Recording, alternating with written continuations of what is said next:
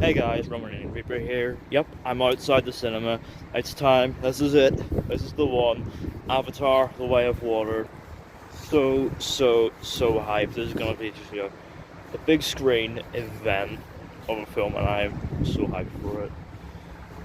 The The Way of Water was actually a specially chosen title. Fun fact, the metaphor for audience's weak bladders, especially at that 3.25 hour runtime. So James Cameron knows what he's doing. But to really see that James Cameron knows what he's doing, I'm gonna head in, get my snacks, get my seat, ready to watch.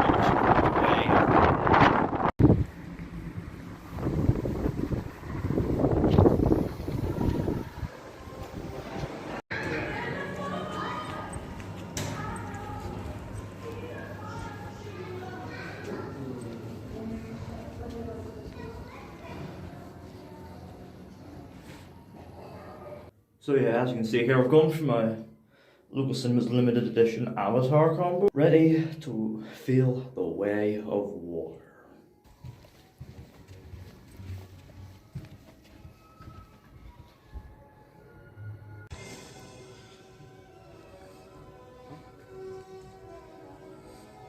So yeah, Avatar: The Way of Water. Just got back from seeing it, had a meal after the film as well.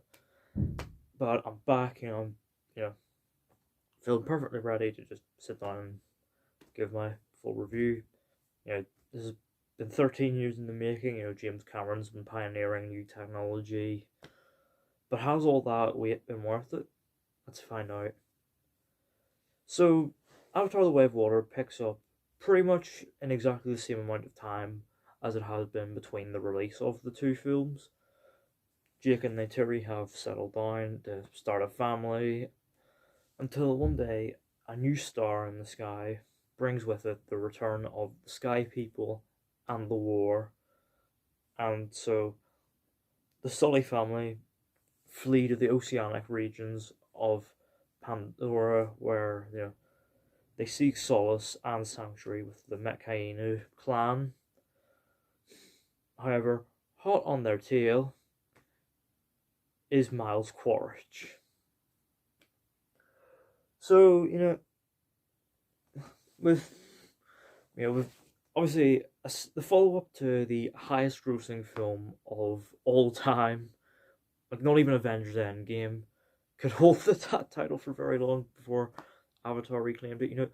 That brings about certain expectations, especially when it's been this long. Like, I know it was way longer between something like Top Gun to Top Gun Maverick, but it's enough time for people to whinge and moan online. Oh, no cultural impact. Oh, the first was only successful because of 3D. No one remembers anything else about it. I enjoyed the first film.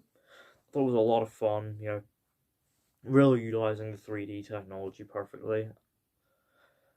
I didn't see this one in 3D just yet. This is just to sort of maybe get a feel for the story and the world before I get fully immersed in it. But honestly, I would genuinely love to watch this in 3D, specifically IMAX 3D, because, oh boy, this was a visual treat. The cinematography is, it's gorgeous once again, and the thing with Avatar is, it's obviously entirely CGI. Well, apart from humans, but everything else around it is CGI, and that CGI absolutely passes muster because this is probably some of the best blockbuster effects I've seen recently. Considering we live in an age now where Thor: Love and Thunder can come out with atrocious floating head effects and obvious volume technology. It feels incredibly refreshing to have a CGI heavy film that you can't even notice the CGI. It just looks incredibly immersive and incredibly real. See, Marvel, this is exactly why you shouldn't crunch your effects artists as bad as you do, because when you don't, the results turn out like this. This it's incredibly well shot. The cinematography once again is stellar, and the colors are just gorgeous. The whole thing with these films is the bioluminescent colors. Like purples, and it just is so gorgeous. And let's talk about the new technology James Cameron pioneered. To film the underwater scenes, and to do the motion capture stuff as well. Because in this regard, the wait was absolutely worth it. But the underwater scenes are just simply stunning.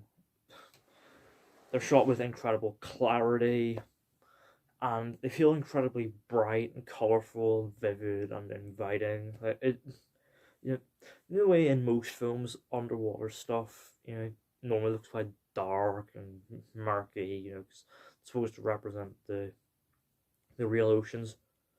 But this film just so perfectly brings to life the natural beauty of the oceans as well. Especially in the night scenes when you see this new technology coupled with the bioluminescent colors. It is just a feast for the eyes. And what about the story as well?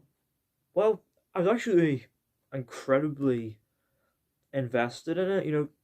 It does hit, familiar beats that, happened in the first film, but it's not just a retread of the first. It is its own story, and I felt incredibly invested in the characters and their journeys. And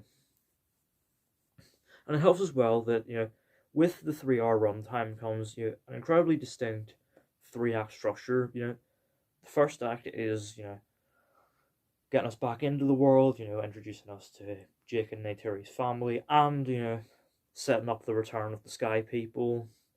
Second act is the Sully family learning the way of water and bonding with the Metkayina tribe.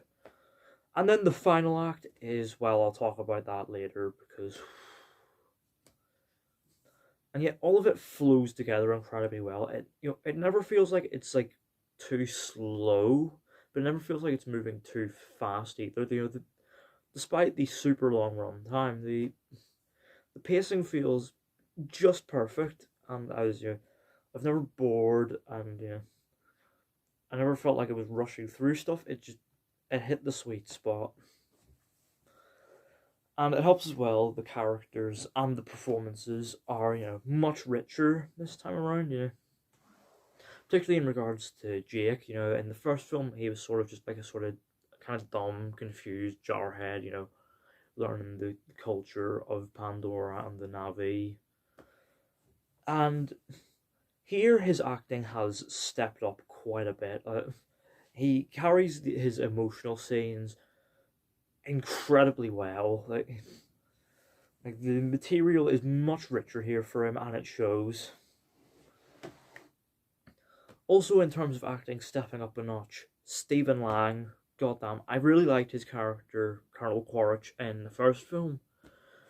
But goddamn, he is an absolute presence here. But he is, he's imposing and intimidating, but he's also very smart and actually has a kind of emotional side to him as well. He's a properly commanding presence, and it says something that he's not even the scariest character in the film. That honor goes to Neytiri, especially in Act 3. Goddamn, she goes absolute beast mode, and Zoe Saldana sells it so well. Yes, the first 2 acts she is relatively like sidelined, but once she gets more meaty material in Act 3, she absolutely relishes it. And we've also got the kids of the Sully family as well, and with that sort of comes where they might become overly annoying, but actually I really like them. There's took the youngest child, who I was worried would just be a really annoying, like, small child, but actually she was quite endearing. And when things got serious in Act Three, she really displayed a very believable childlike fear. It's great. We also notably got Loak, who is like has his own sort of like personal journey where he bonds with one of the Metkayina's creatures, and it's just a lovely journey, and I really loved seeing that bond develop. But the standout far and away of the kids is Sigourney Weaver as Kiri. She's really, really good here. She's got a vulnerable, emotional core. As she fears. She's that people think of her as crazy, but she also perfectly gets down the sort of mannerisms and behaviors of a teenage girl. It's there's actually some very funny scenes. In fact, with all of the kid characters, there's some very funny scenes of them bickering and bantering with each other. It's just wonderful. I will say though, there's another new character, Spider, who's like a human who's been orphaned on Pandora, and yeah, his acting wasn't the best. I will say it's also kind of jarring hearing Jermaine Clement speak with an American accent. 'Cause I'm so used to him just being, just a funny Kiwi from Flight of the Conchords. So that took a bit to get used to. But honestly, all of that pays off wonderfully in Act 3. God damn. This third act is just. It's incredibly thrilling, it's action packed, it's got some surprisingly brutal kills, some real oh fuck moments, and it's also, incredibly emotionally resonant at points, and I really felt, tingles across both my arms. That there are only two films recently that have made me feel that: Spider-Man No Way Home and Top Gun Maverick. Avatar The Way of Water proudly joins those ranks. Yeah, it is a proper, bona fide crowd pleaser of a finale. James Cameron is an absolute master of blockbuster filmmaking craft. You just have to see this on the big screen to really appreciate it. And yeah, those are my thoughts on Avatar: The Way of Water. I absolutely loved the film. It was, just an incredible visual treat. A thrilling blockbuster, and a compelling and yeah, incredible and surprisingly resonant story. Yeah, I actually think this is a better film than the first. Overall, I'm going to give Avatar: The Way of Water a 9 out of 10. So yeah, let me know down in the comments, have you seen Way of Water? What did you think of it? What do you think of it in comparison to the first film? Are you looking forward to the sequels? Did you get your local cinemas Avatar special combo? Let me know all down in the comments. Don't forget the thumbs up button if you enjoyed. Don't forget the subscribe button if you're new. And don't forget to turn on post notifications so you don't miss an upload.